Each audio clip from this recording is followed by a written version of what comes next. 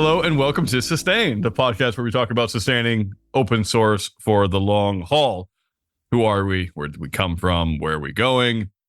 Maybe I should change those three questions. I mean, it's no longer the 18th century France. I could probably do a different question at some point. Anyway, if you have any ideas for questions, hit me up at richard@sustainoss.org. I'm really excited to talk to our guest today. Before I introduce them, I want you to know who the hosts are. It's just me today, so Richard Littauer. Hello, everyone. And that's a stupid voice. And I'm joined today by Divya Mohan. Divya is calling in from Mumbai. Divya, how are you doing today? It's a bit warm here, so I'm not going to say it's the most optimal condition that I could have, spoken on this podcast. That's great. Divya is a principal technology advocate at SUSE, advocating for and contributing to its projects. She's also a Kubernetes documentation maintainer and a co-chair for the SIG. I think that stands for Special Interest Group. It may stand for Signature. No one ever really knows. The original meaning was lost generations ago. Community under the Bytecode Alliance. As one of the KCNA exam creators and the lead for the Asian chapter of the CHAOSS project, she's invested in making technical communities and technologies more accessible and inclusive, as well as writing pretty good bios. Tell me about being a principal technology advocate at SUSE. So this has been like a job that I've stumbled into rather than aspired to be in. This basically started with me stumbling into open source and realizing that, hey, it's kind of cool. This ecosystem actually does allow you to have this niche role that is neither focused on marketing or selling to people, but on educating and raising awareness about projects in a very non-pitchy manner. I think that's what drew me to it.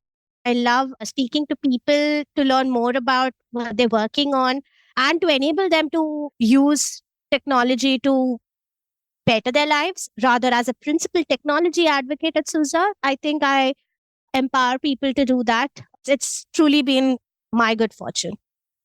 Tell me a bit more about SUSE. So I know it's a Linux distribution, and I know they have a little green chameleon that they give out at a lot of conferences as the swag. But what is it?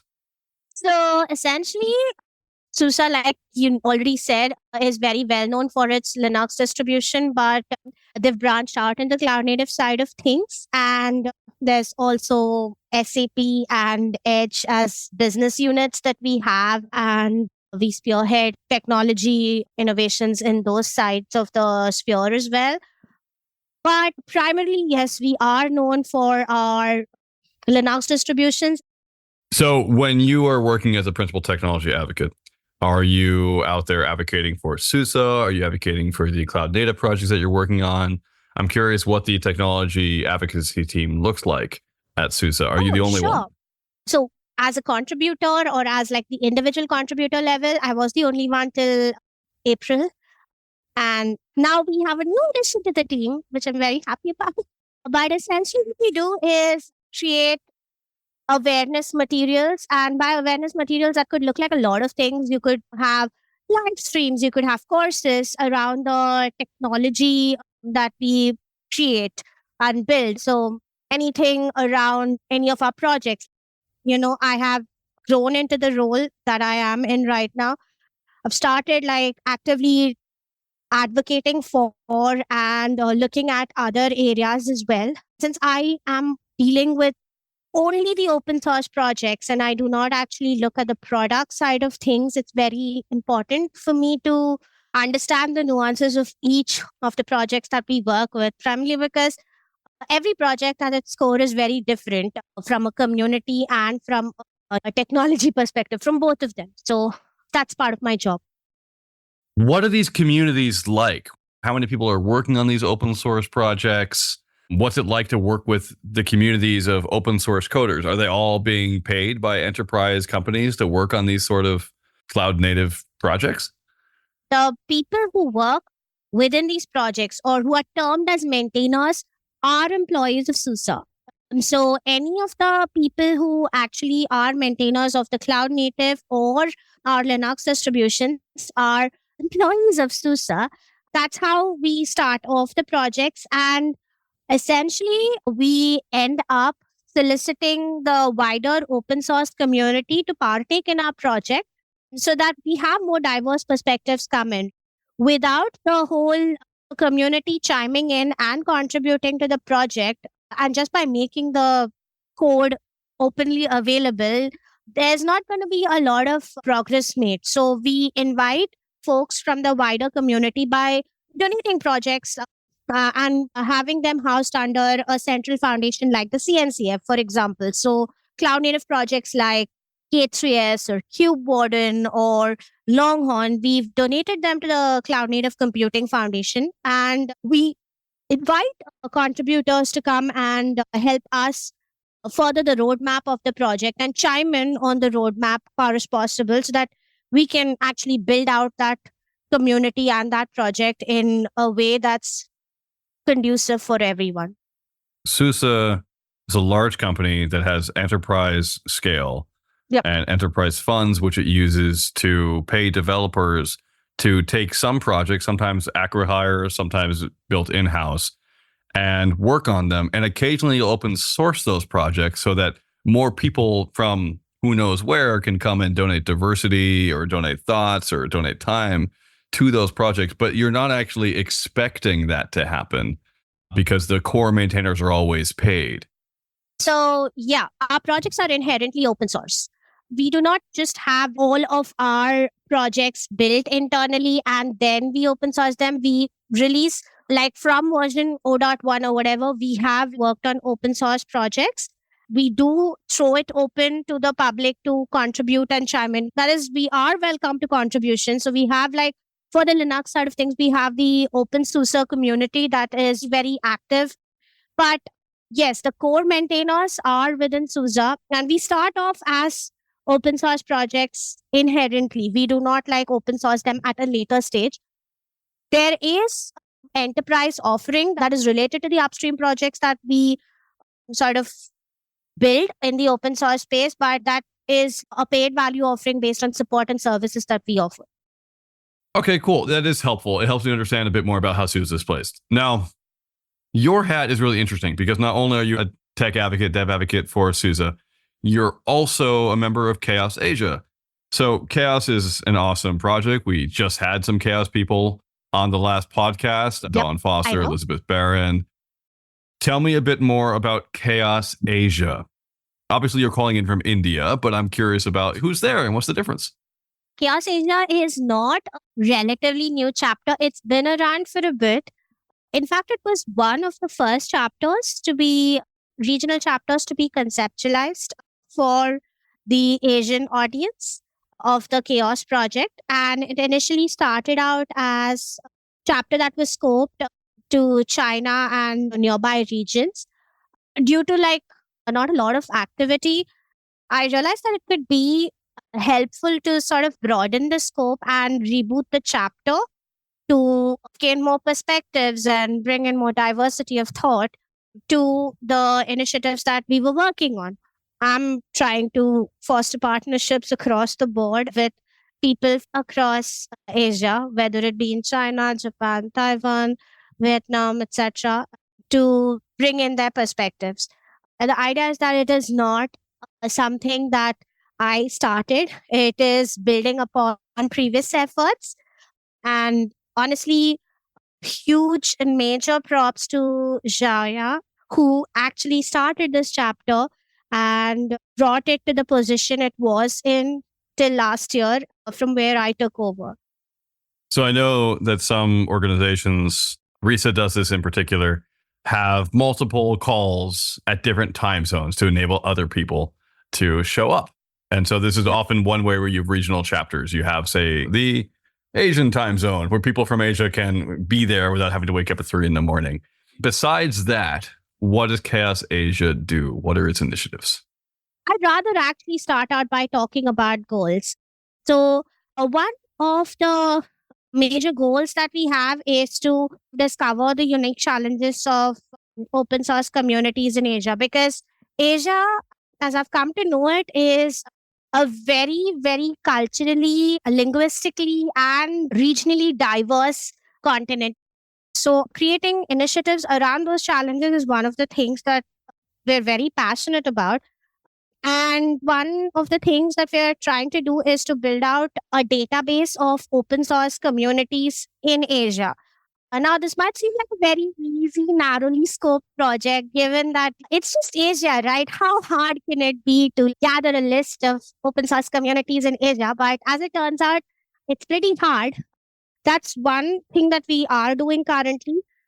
Then the second thing is actually a chaos wide initiative, which is the standardization of our metrics and our metric models. So the project itself is very famous for its metric and metric models. And one of the aims for this year was to get started on the standardization process. That's the second thing. And the third thing is capacity building, which also ties into the first point. And capacity building specific to Chaos project, but also to the wider open source ecosystem. Let me see if I can summarize. Oh. One, make a giant list of all of the open source Asian communities. Two, build standardization processes, getting input from those communities to figure out what actually is happening in open source in Asia, and hopefully funnel those through actual standards bodies. And then three, build capacity within CHAOSS Asia to continue working on these groups, but also in general towards open source groups in Asia, which have slightly different concerns. Does that sound accurate? Yep, that sounds accurate. I am actually curious, what are you standardizing? As an output of the Chaos project, one of the things that we are passionate about and we think about a lot are metrics around measuring community health within an open source community. So we formulated a lot of metrics. We have even visualization software that sort of gives you a picture around of these metrics. And when you group related metrics together, you have metric models.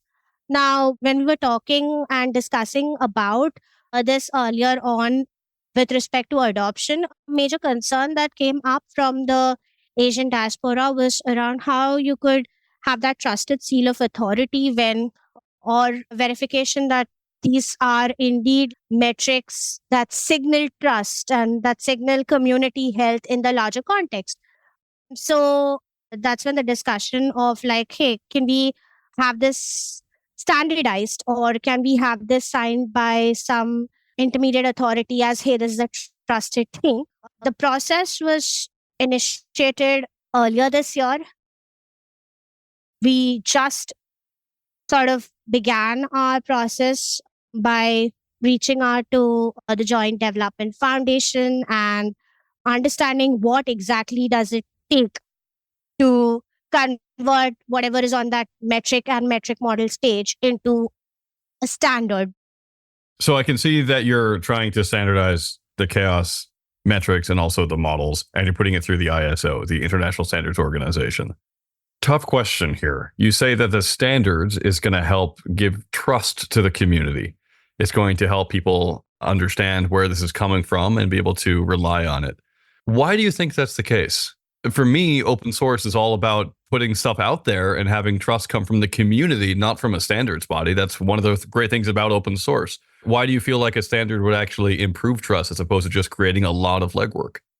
One of the things I think is very different about the Chaos project is, and the things that it's standardizing is that none of it is actually software. If you look at metrics and our metric models, they are not exactly software that you put out and consume. But having it as a standard sort of gives you a clear definition around what is accepted and what is not accepted when you are talking about the scope of the metric and metric models. It's very similar to the work that the open chain standard has actually done. So for those of you who are not aware, the open chain standard is the 5230 standard, and it was sort of formalized in the year 2020. It focuses on the key requirements that the open source compliance program within an organization actually requires. So coming to CHAOSS, we are looking at a similar thing wherein we don't define how you sort of adhere to these metrics, but we're speaking about what actually brings you closer to achieving the golden standard when it comes to a particular metric. And in the context of larger companies and in the context of adoption across companies, that I think is very difficult to achieve because everyone, if it's left open to interpretation, can have their own idea. And it would help companies adopt those in a more standardized way. That is the idea. I'm really curious about that. ISO normally charges something like $175 to download the standard. The standards are not free. I'm just curious why you're going with the ISO in the first place. And I really want to see a burden of proof that it actually makes it easier for companies to work with the work that CHAOSS is doing. I don't see that yet. So why go with ISO is because ISO is actually recognized, more widely recognized in the tech industry as compared to a lot of other standards that I'm familiar with. As I mentioned before, a lot of these come up during our calls and discussions. So the discussions that actually came up were around, hey, we cannot do this because it's just an open source project. You are just like writing down stuff on a website and you're saying it's a metric and a metric model. Why does it make you a trusted authority on this? So sort of giving that seal, I think the intention behind the standardization process. And we've gone with the ISO based on experience that we've borrowed from OpenChain and a couple of other projects under the Linux Foundation. So I want to get to the bottom of this. I think from my perspective, it doesn't make a lot of sense to me. Because from my perspective, one person on the internet posting stuff is just as authoritative as a large company. That's the whole reason I love open source. Anyone can contribute and anyone can be part of something, and you're judged by the merit of the work, not the merit of the person doing the work. That's how we exclude underrepresented people in tech, which is not good, but by the merit of the work. One of my questions for you is, do you think that CHAOSS Asia in particular has a different set of cultural values around standardizations? And that maybe my views aren't as relevant in this area where standards are something that would be useful within the Asian Pacific sphere in a way that I can't fully appreciate because I come from a different culture. In the European and the American side of things, it's not as much a requirement and it is difficult to comprehend because the Asian IT industry is very different. That is where the whole discussion started, even when it came to ISO standardization. It basically was a requirement from Asian companies to actually have something stamped with that seal of trust. I mean, you can disagree. I'm not saying that you cannot, but it's just that there's a huge cultural and regional difference when it comes to the IT industries in all these continents. So I just think it's a matter of giving the people what they want. Yeah. My disagreement doesn't matter, by the way. I'm not part of the CHAOSS Asia chapter. I'm glad you're doing what you feel is necessary to do. I'm just trying to understand why you feel it's necessary. Because for me, using a standardized body is a way to kill a project, not to keep it going. And that's just me being a bit silly and also being very Richard Littauer. But Richard Littauer doesn't need to be everywhere, and it'd be horrible if he was. So I'm really glad to hear that you're doing this work and that it's going to be useful. Earlier, you mentioned that Asia is an incredibly diverse area within itself. We're talking linguistically, but also culturally. Now, linguistic diversity aside, because that happens everywhere, right? There's a ton of languages, say, in South America besides Spanish and Portuguese. Can you tell me a bit about any cultural tensions that maybe need to be brooked or any cultural differences you've already noticed within CHAOSS Asia? Because we obviously have the major players of China, India, Japan, Singapore, but there's also a ton of other countries that have open source communities, which may not be represented on the world stage, but maybe within a regional chapter may have more say. Can you tell me more about them? I can only speak to the experiences I've had, but there is a market difference in the way each country and each area within Asia actually approaches open source. In different parts of Asia, like Southeast Asia, South Asia, the adoption of and contribution to open source in terms of statistical numbers even, and the awareness around the open source ecosystem is different.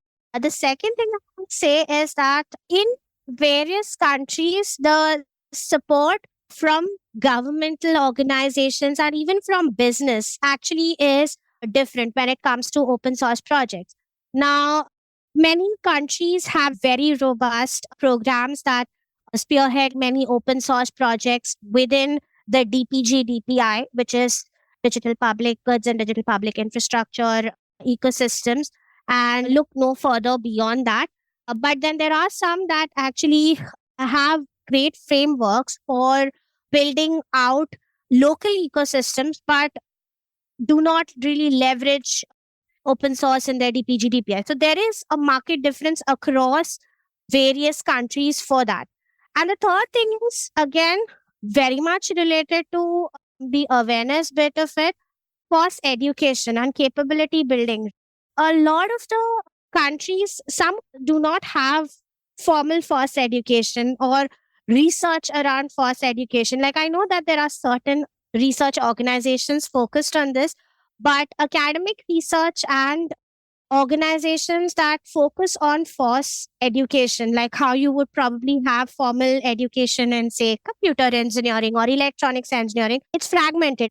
You associate Asia as one big continent, but every single part of Asia has its own different, unique set of challenges, also very different in terms of the support that they receive from the government and from businesses to actually widen the open source ecosystem. As Chaos Asia, what we're trying to do is sort of bridge that gap by partnering with like minded organizations and individuals and events to sort of come and join us and help us build out this ecosystem in a way that's healthier and more diverse rather than it just being Chaos India, right? Like, I do not want for it to be that. I want for it to be representation of all the Asian diversity there is. How are you bridging the language divide? Do you have meetings that aren't just in English? So, a lot of the language problems actually, we have transcription tools. That's one of the things. We also have representatives who facilitate these meetings and have internal meetings themselves. We allow for people to have subgroups, and it's our end goal to sort of allow people who are uncomfortable to speak up during a call or contribute during a call to partner with us async, because open source projects are the best example of how async communities can actually deliver something of value, in my opinion. In fact, one of the newer things that we're working on is creation of a focus group that also centers on disabled Asians to join. And the inspiration for this came in from Roland and one of my dear friends, Sandeep. That sounds great. That's awesome. I'm glad you're doing that work.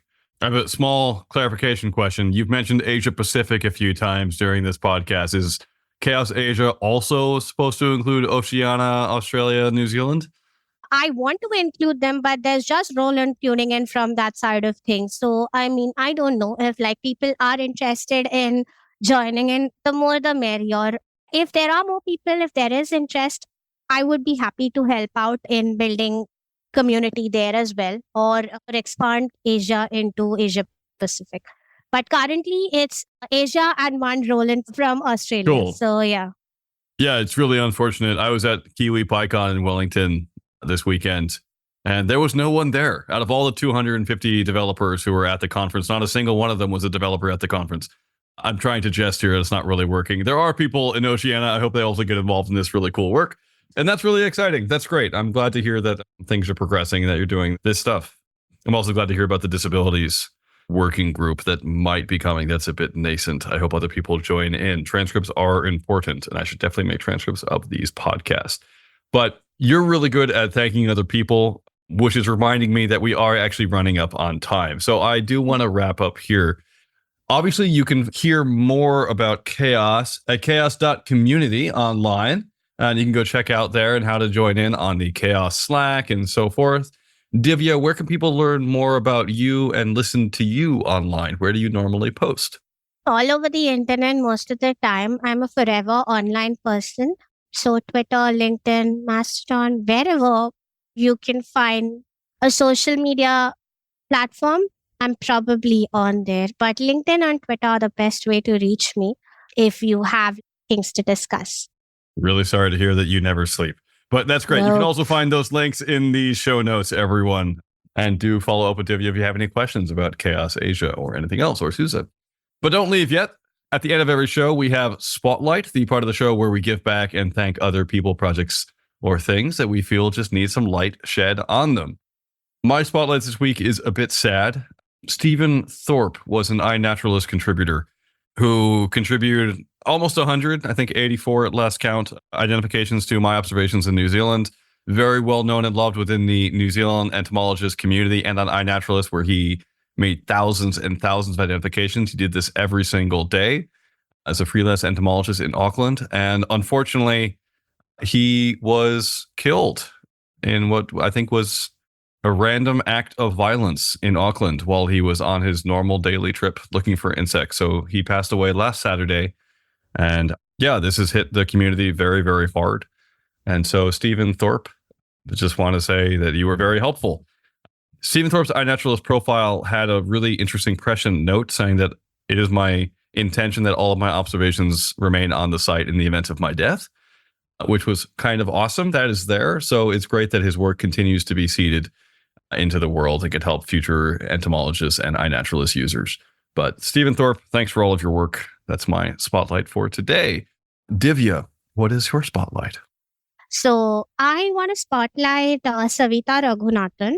She is my friend, and I know that she is also one of the reasons I got started. We did not start off as friends, just letting you know. I actually made friends as an adult, which is the hardest thing to do. And I actually became friends with her because of the Kubernetes project, wherein she accepted me to be a release shadow for one of the Kubernetes releases back in the year 2020. I'm privileged and extremely proud to call her my friend, but this is to give thanks to her.